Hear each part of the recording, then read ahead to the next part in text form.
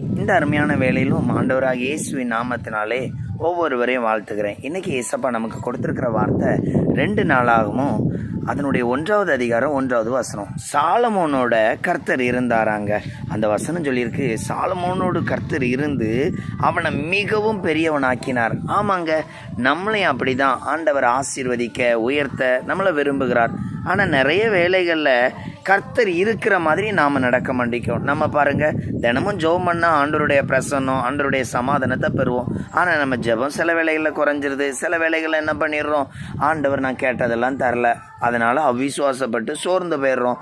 ஆண்டவர் சாலமோன் கூட இருந்து அவனை மிகவும் பெரியவனாக்குனாராம். அந்த வார்த்தையை படிக்கும் பொழுது எனக்கு எப்படி தெரியுமா இருந்துச்சு, எவ்வளோ பெரிய ஆசீர்வாதம் கொடுத்துருக்கிறார் கூட இருந்து.